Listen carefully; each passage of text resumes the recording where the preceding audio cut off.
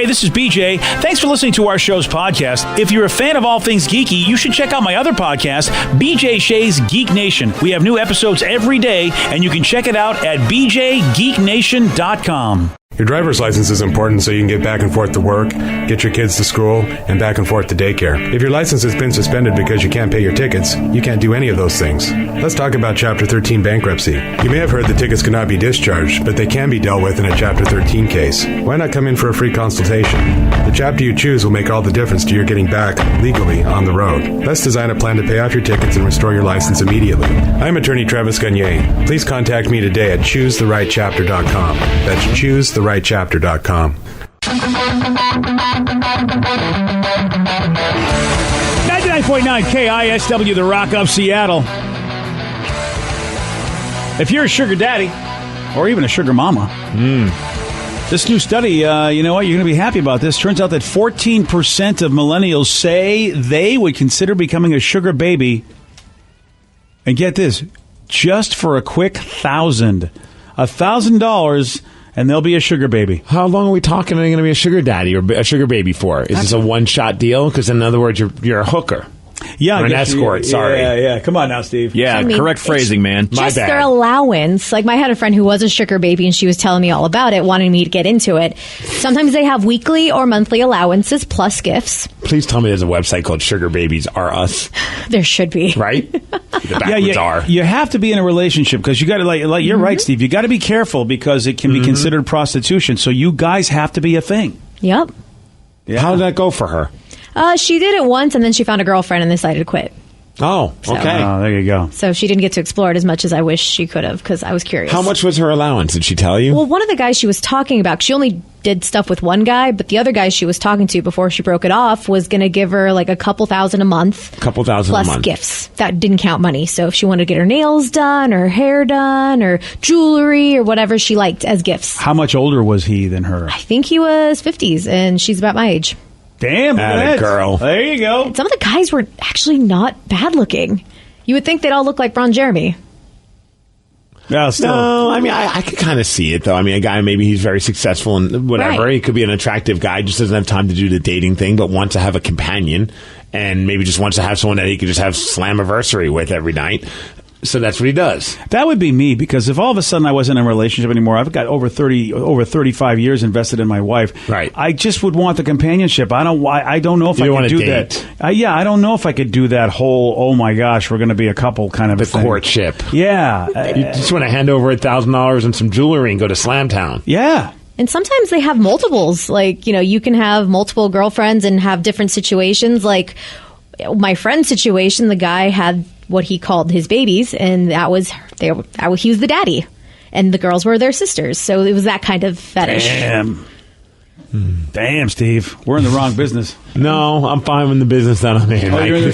That's just a creepy family affair at that point. Hi, Daddy. Here's your money, baby. Here's your allowance. Yeah, it's crazy, though. I mean, I know that sounds creepy, so maybe I'd have to. I would like to change the wording myself. You don't want to be called Daddy. No, but I like the idea of, you know, if I'm single at my age, I don't want to get into a big relationship again. I'd rather just have the companionship. You just want some hot piece of ass. I just want somebody, honestly, because at my age, I love your son's in the room just laughing. Yeah. Yep. Yeah. I'm just imagining him doing that. Being like, you want to be my hot piece of ass? No, Dad, calm down. Yeah. It's my HPOA, son. See, that's my son's lifestyle right now. I think he would like to be a sugar daddy if he had the cash. He would be a sugar baby. Yeah, I'd do that. Yeah, you would go with an older woman, wouldn't you? Yeah, definitely. Nice. All right, good, please, because then you can stop living off me. Ooh. Ouch. I think I'd probably draw the line around 20 years. So like 50-ish? 50-ish. Yeah. Oh, that's about what the millennials are doing. Yeah. And millennials are more likely to consider the old sugar baby option than Generation Xers or baby boomers, which makes sense. Now, I don't know if we'll ever be able to get the stats on this, but I wonder how many millennials are escorts right now. You know what I mean? Let's see. Millennials are, they're in their 20s, early 30s. It's interesting. I mean, how many 40-plus escorts do you think are out there, age 40-plus escorts? Oh, I don't know about that. Yeah, I'm thinking more millennials, like in their 20s or 30s, maybe. Yeah, that's what I'm saying. Yeah, I don't think we're going to have many 40. When you plus. go into Generation X, you're going upper 30s and above as far as the age group. Right. Yeah. So I'm thinking like mid 20s. I wonder how many girls are escorts, and we have maybe we know people, and they could be escorts for all we know. I mean, with Right. the land of the internet, we have a lot of girls that are, cam girls. Some like to keep it private. Some girls are very open about it. So how many people You're do right. stuff online for money? right. Like, what's the next thing? Yeah. You know what I mean? I know there's a lot of girls that do that Snapchat premium stuff. Like, for X amount of dollars, you get access to their uncensored Snapchat, where you get to watch some crazy videos and stuff. Yeah, we met that girl in Vegas. She's got her site, Sammy Speechless. Yeah.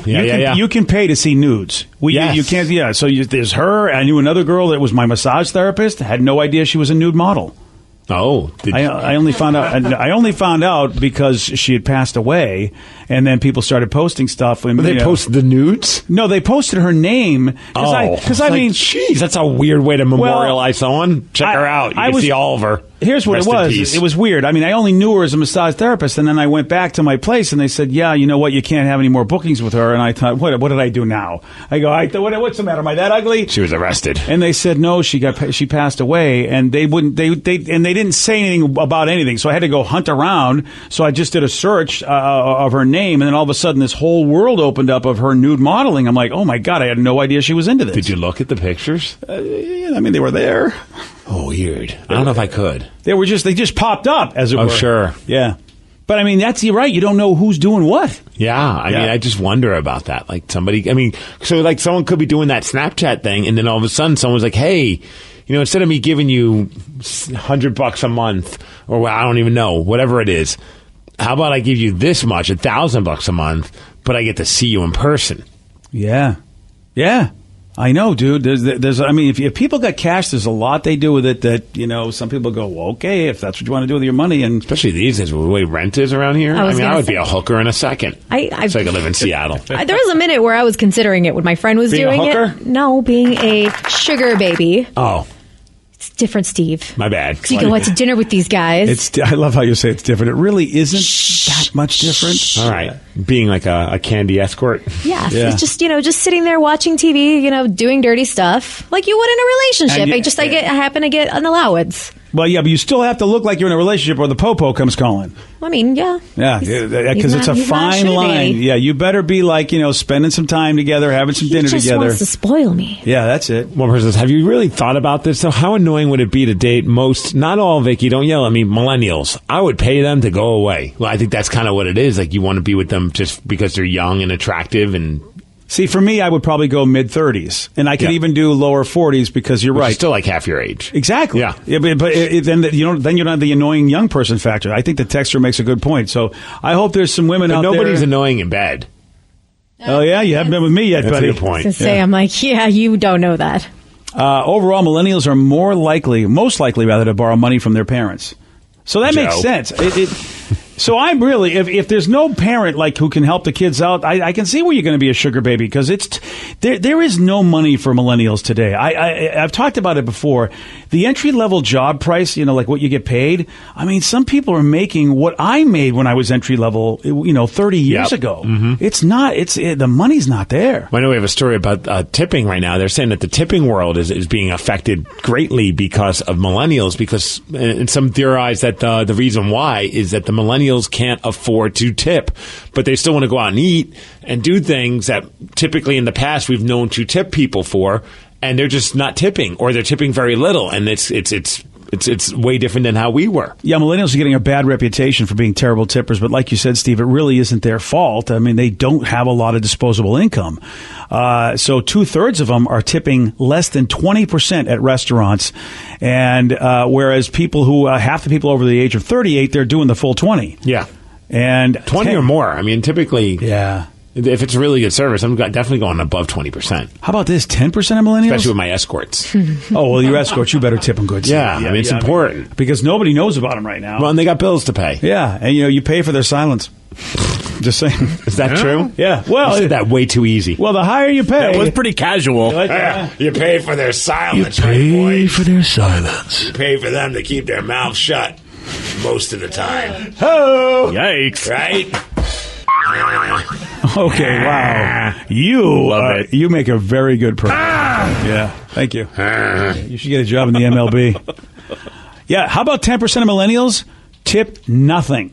Oh, don't go out to eat if you don't tip. Dude, you got to factor that in. That's what they're doing, man. They just... millennials use a lot of services that didn't have the options of tipping, like shopping online. So they're learning that you don't tip for what you want. Because they're doing a lot of online stuff.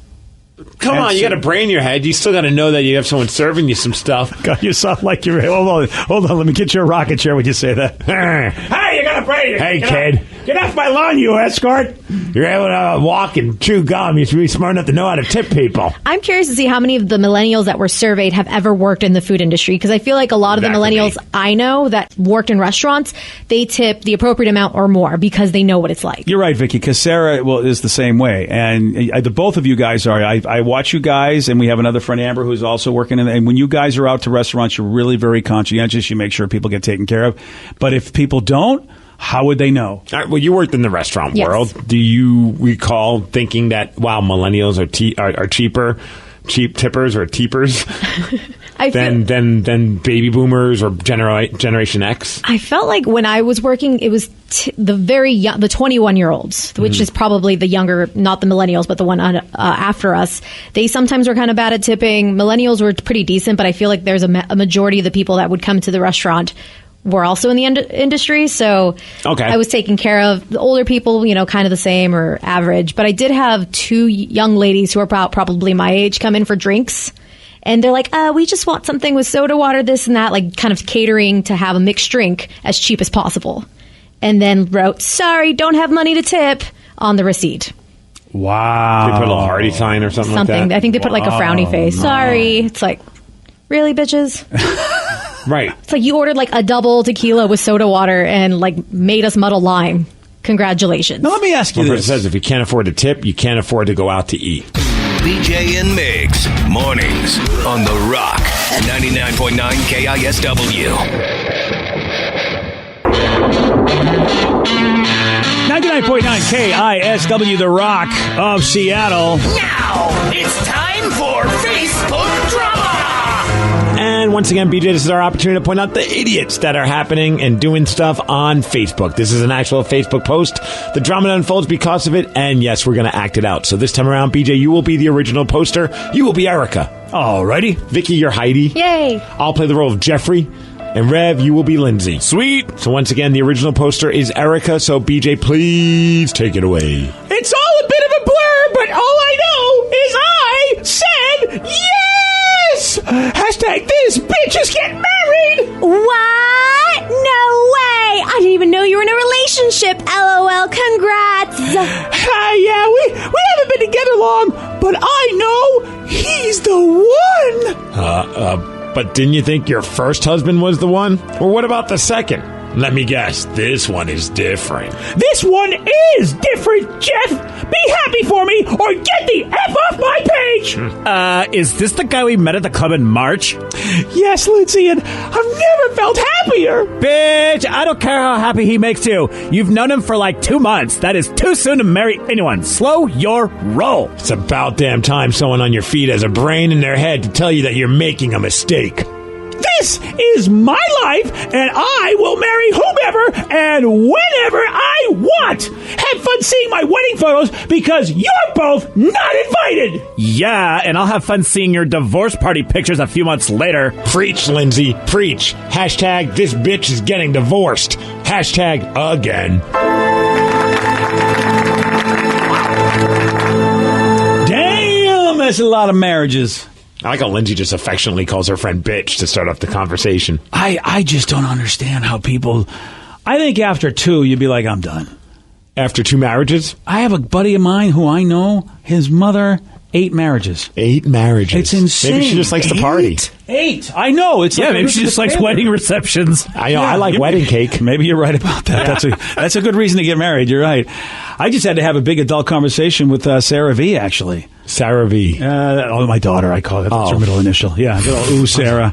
Yeah. It's like, who's Sarah V? Yeah, that's my daughter. Sarah's V. Yeah. It was a big adult conversation. Bring her in. I want to know how this went. Yeah. Did you do the birds and the bees finally? No, not the birds and the bees. Finally had to talk? Well, this is how babies are made. Here's what's going on. Okay. I may be giving Rev a desk of mine, an old desk that my wife bought me for getting a big job in San Francisco, and it was like a congratulations present. Okay. And I really wanted to go to somebody nice. I don't want to destroy it. So why are you giving it to the Rev? Yeah, that's a good point. Hey, wait a minute.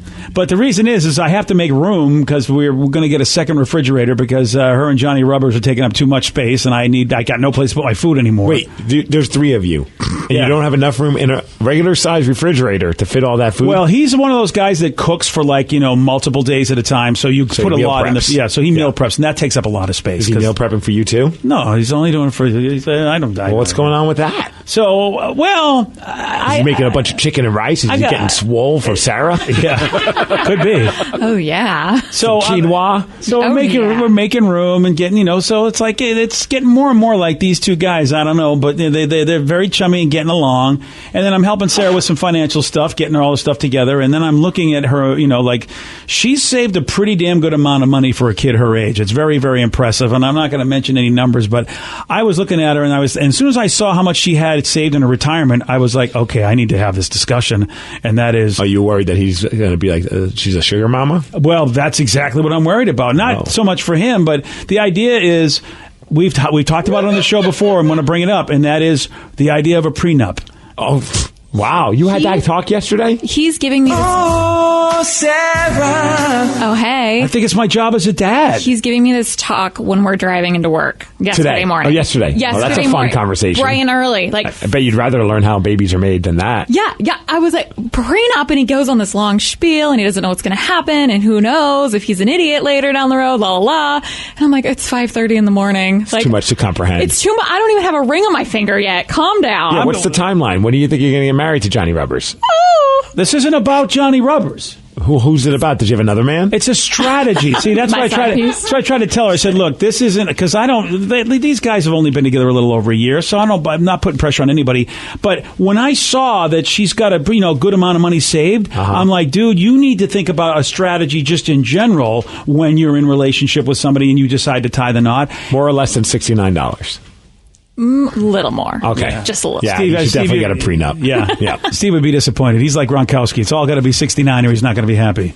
And so I think more and more, I think as a parent, don't you have to talk to your kids if they have a good assets that they should get a prenup? I don't care who it is, guy or girl. Yeah, I can understand where you're coming from, but shouldn't you at least wait until there's a ring on her finger? You have no plans of getting eloped, right? No. Dad, you're going to walk me down the aisle. Yeah, or Dad. Wheelchair me down the aisle. See, I disagree. Walker him down, yeah. I disagree, Steve. I think that it's way too emotional when there's a ring on the finger because, people go, well, I don't want to, it's going to make waves. But wouldn't it make more sense to have the conversation when the process is now starting as opposed to, you throw it out to her now, she's like, oh, yeah, Dad, that's fine. She's just going to shush you up. And then when time comes to get married, she's not going to listen. I want her to have it in her brain that this is a smart thing to do. Like, I think if we educate children at a young age that it's the right thing to do, that it won't seem so bad. It'll be just like in their consciousness, like, well, of course we'll get a prenup. That's what everybody does. I really feel like if you have assets at all, and most parents, if they want their kids to start saving for retirement, and my kids were smart. They started young. I don't want them to lose that in case, if the marriage goes bad, which is a good chance marriages go bad. Just do what I do. No prenup, but invite a divorce lawyer to your wedding. Just in I have case. Rick Jones. Remember, he's our homie, so he was there. What did you have? You had nothing. I still have nothing. Yeah, that's the thing. I have love. Yeah, and we have each other. Seriously, and that's enough. I think maybe she should have been the one asking for a prenup because what did you bring to the relationship besides, you know? See, I used to never think of like a prenup at all. I always used to be like, if we're committing ourselves to each other, that's like everything for life. That's enough. Yeah, that's what I've always thought. But then Dad's living like, on a prayer, baby. Yeah, YOLO. Just go for it. See, it's not about that. It's not about you making. You see, when people think about that, they go, "Aren't we just dooming the marriage to failure?" I go, "No, of course not. You are the one that will be committed to the marriage. It's not about that. It's about what if the other person acts like an idiot? Then you got to give them half your money. Like they're the ones that ruined it, and you got to give them half the money that you came into." No. One person says, God, I can't believe I'm actually agreeing with BJ. But the conversation about the prenup is the world's greatest circular argument. Because then you have the, well, what, you think we're going to break up? And then you could be pulling the, well, what, if we're not breaking up, you don't have to worry about this. And you guys could go in a circle That's forever. exactly like it's so much fun. If a guy ever brought it up to me, I'd be like, well, what do you think is going to happen? Like, why are we even saying I do if, like, you think it's going to be doomed anyway? Oh, she doesn't want to be a hypocrite. See, that's why we got to educate our kids at a young age. It's just, look, it's a business decision. You have to go get a license, and depending on what state you live in, you automatically half your property becomes somebody else's. And if you bring in a good amount of money to a relationship, you're the one that do it, and you're still committed to that person. They go cheat on you and end the marriage. Then you got to give them that money that was all yours in the first place. I think that's BS. That's why you just keep the money in a box under your bed and don't even let them know about it. Good thing I already do that. I guarantee, Sarah, if it went wrong, you would be saying to me, I wish I got a prenup. Because you'd be so angry that you'd have to give all that money you worked hard for to the other person. Somebody says, though, what if Johnny Rubbers has more assets? Well, same deal. Yeah, right? Then he might have 2 stripper poles. Ooh, yeah. I'm consistent. Wouldn't I not want a prenup then if he had more? No, it'd be the other way around. I mean, if you were a bad person, you wouldn't want a prenup. Yeah, you want to take his money. Exactly. Yeah. You don't want See, I'm consistent. Okay. I want to. I find out who has more money, and then decide. Yeah, if you have more money than him, then get the prenup. If you don't, then don't get it, and make sure. Yeah, I'm not a hypocrite. Take him for everything. Okay. If Johnny Rubbers had more, I'd say, you know what, get a prenup because as long as you're with him, you will have everything you'd want. It's just if you're a jerk, I don't think you deserve to get half the money that somebody had on their own when they came in there. I think that's BS. Now, once the marriage starts, okay, you know what, whatever you guys make, yeah, it's half and half. But what you brought to the marriage beforehand, no. If the person cheats on you, F that. And I hate that society doesn't do that on its own, that you have to get a prenup. I think that should be part of the deal. You could just take us all to Disneyland with your money. That way you don't have any money. Well, that's good. Just think of all the buttons you could get Danny. Exactly, yeah. Pins. Sorry, Danny. Gosh, not buttons. Look, one person says, I'm just glad this isn't a food topic. Next person says, it's sad that no one's catching Miggs' Bon Jovi references. Oh, I missed it. What did you? Oh, I totally missed them. You're too busy being Captain Serious Pants over there and putting me to sleep. We're halfway there. Yeah. Hey, I got that one. Oh, that's great. the one I've been doing the whole freaking time. I know. Captain Prenup. Yeah. Well, the Rev just has a better delivery. Somebody wants. Oh yeah. Somebody wants to know when you're going to be moving out of the house, BJ.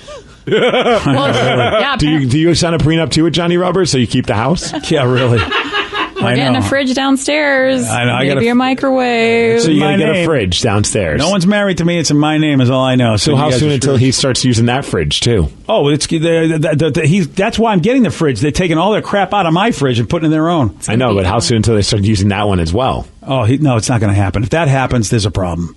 Well, then I'm bringing a bouncer into the place. A bouncer? Yeah, that's it. This will be a cover charge to get upstairs. Today's podcast was brought to you by Travis Gagne, bankruptcy attorney. He's here right now and has agreed to answer more of your questions about bankruptcy. How do I figure out who my creditors are? People a lot of times have had a long time of not having good credit and having collections, and so they're concerned that you may be concerned that you won't be able to find all your creditors if you file bankruptcy. How will I know which collection agency has my credit card bill from 10 years ago now? And that's something that's hard to keep track of because credit collection agencies transfer your debts all over the place.